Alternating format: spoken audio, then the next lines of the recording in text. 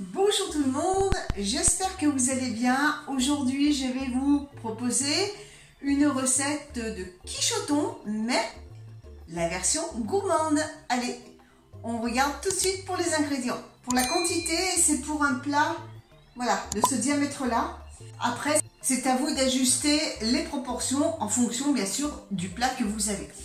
Alors, je vais avoir besoin d'un oignon, de 3 tomates, 3 œufs, 300 g de thon égoutté, donc du thon naturel, 2 briques de crème. Alors moi c'est de la crème végétale, mais vous pouvez très bien prendre de la crème fraîche en briquette. Ça fait exactement le même job. Et une pâte à tarte. Alors ça je viens de la faire, c'est ma fameuse pâte à tarte express. D'ailleurs, je crois que j'avais fait une vidéo là-dessus, même j'en suis sûre. Donc si vous voulez la réaliser, eh bien je vous mettrai quelque part sur la vidéo et également dans la description le lien pour de la recette de ma pâte express. Allez, maintenant on passe à la réalisation. C'est parti! Je coupe les tomates en morceaux. Avant cela, n'oubliez pas d'enlever la partie dure de la tomate ainsi que les graines.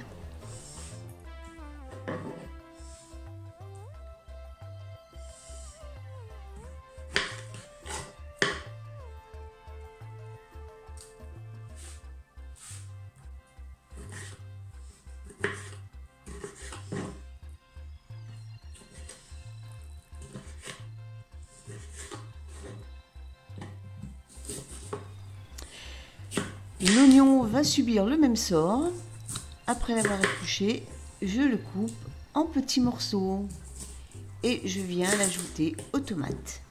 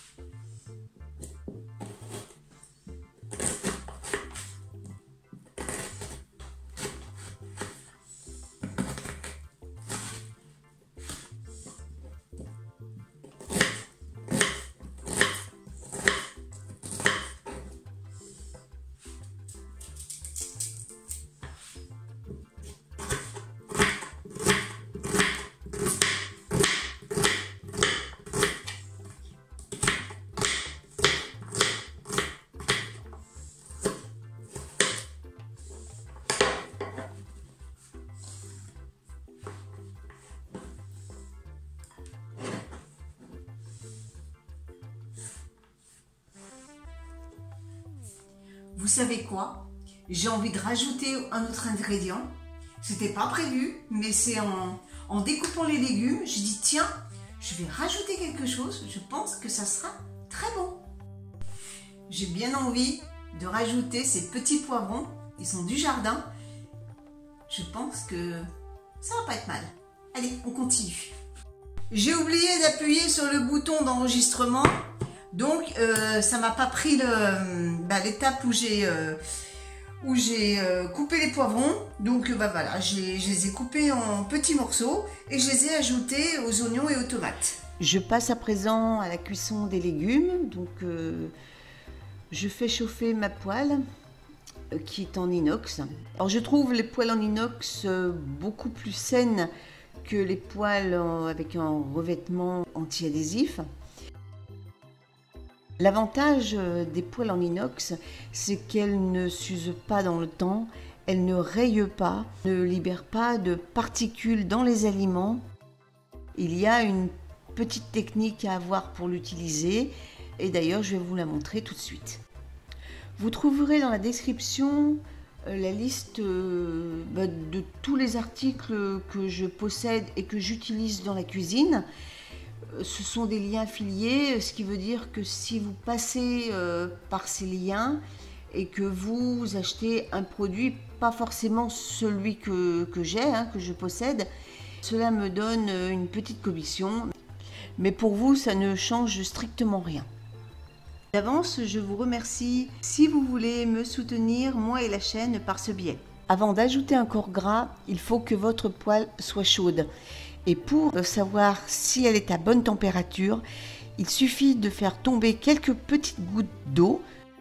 Et si ces gouttes d'eau se transforment en petites billes, eh bien c'est que votre poêle est prête à recevoir une matière grasse.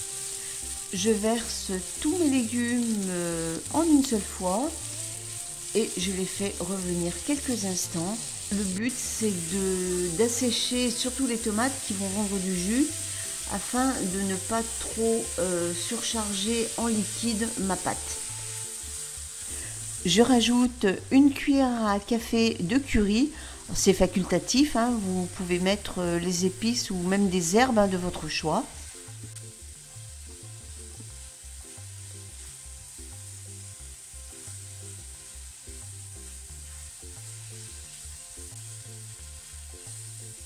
Une fois que c'est fait, vous éteignez le feu et vous laissez de côté. J'ai huilé, pas beurré. On peut mettre de l'huile, vous versez un peu d'huile et avec un sopalin ou un pinceau, comme vous voulez, badigeonnez bien votre plat et vous farinez comme d'habitude. Et donc maintenant, je vais étaler ma pâte.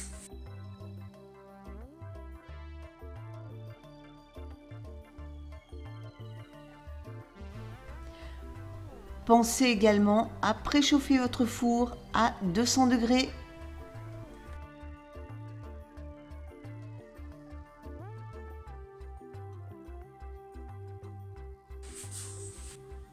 Je mets à présent les légumes qui étaient en attente. Alors pourquoi j'ai fait ce temps de pause? Eh bien tout simplement pour faire refroidir la préparation. Car si vous mettez une préparation trop chaude sur de la pâte froide, eh bien votre pâte va trop ramollir. Par-dessus, eh bien je mets le thon égoutté. Il y a un ingrédient que j'ai omis de vous parler en début de vidéo, c'est le gruyère râpé. Vous en mettez généreusement eh bien, en phase finale hein, sur votre tarte. Alors c'est une recette qui peut se faire de deux façons différentes. Soit vous laissez comme ça, vous mettez directement au four, le même temps que pour une quiche, hein, vous regardez que ça soit bien doré. Ça sera une tarte et non une quiche. La différence entre les deux, c'est que la quiche, il y a un appareil avec des œufs et du lait ou de la crème. Et une tarte, eh bien il n'y en a pas. Mais aujourd'hui j'ai envie de faire une quiche. Alors on continue. Dans un petit bol, je verse le liquide, hein, donc le lait ou la crème, et je casse les œufs.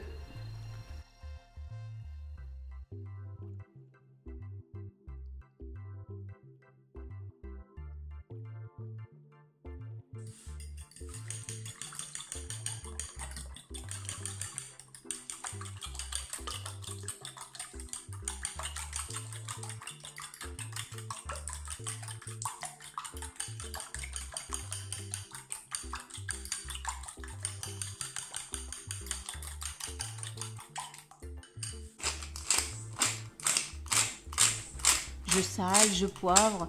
Vous pouvez même rajouter de la noix de muscade hein, si vous le souhaitez, ou d'autres épices également. Vous pouvez mettre du persil. Voilà, tout est permis. Hein, faites confiance à vos envies et puis lancez-vous, lâchez-vous.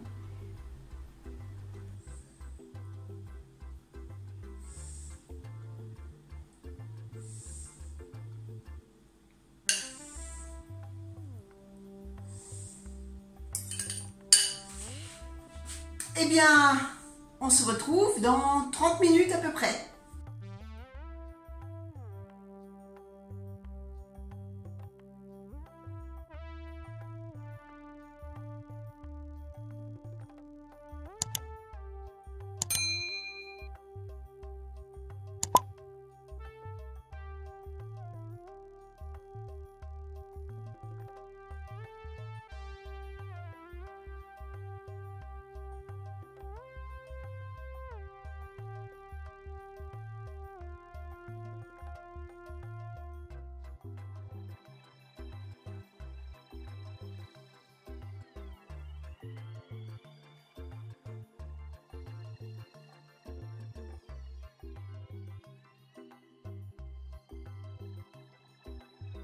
La recette est terminée.